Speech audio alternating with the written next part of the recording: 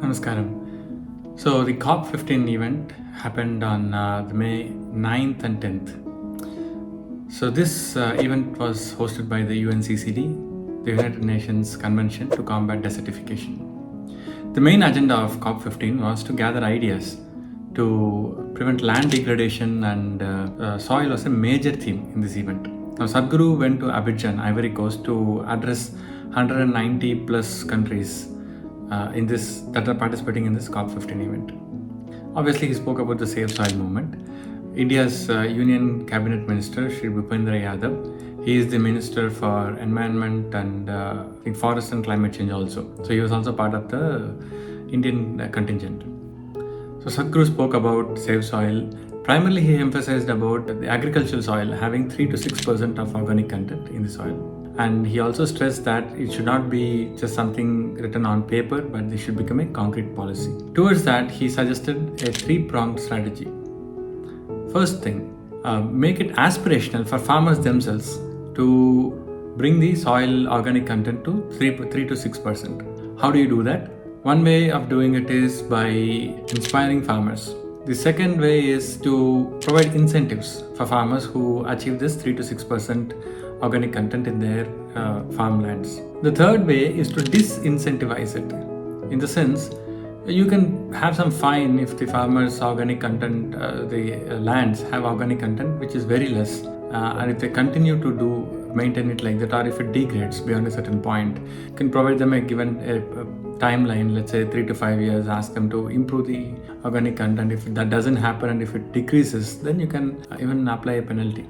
So these are multiple ways so that the farmers themselves get motivated to enhance the soil organic content. So this is the first strategy. The second one he suggested was to simplify the facilitating of carbon credit incentives to the farmers. Right now the process is too complex. So he suggested that the process be made simpler. The third aspect of it is make the foods that are grown in such soils where the organic content is rich, make them more attractive in the market. So when somebody buys, let's say an apple that is grown in 6% organic content soil, obviously they're going to get more micronutrients, they'll be more healthy, and there'll be less stress on our healthcare system. It's pretty obvious, it sounds pretty obvious, but this is not something that everybody has thought through. So if we make this more attractive in the market, consumers will go for it, and the farmers will also be more aspiring to have such products coming out of their farm. Now the time is running out to save the soil, but luckily we know what we need to do. With proper government policies, we can easily turn the clock back on the extinction of soil. But if you have to make it really evolve rapidly, the Save Soil movement is also working with each of these 190 plus countries to come up with a handbook of recommendations. The Save Soil, the Cop15 event is over now, and Sadhguru has resumed his Save Soil journey through the Middle Eastern countries.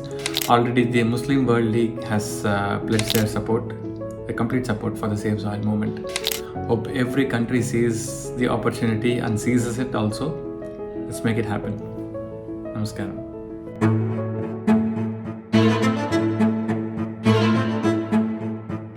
Implementation has to happen on the land, and land is not managed by scientists, land is managed by farmers. So it's extremely important. It must be a single point agenda, incentive-based agenda. If inspiration, incentives and disincentives after a certain period of time is the way forward, this is my appeal to every one of you, because I don't want this Cop15 to end as one more convention with more paper and more paper. This must end with concrete action, and action in such a way that it's implementable.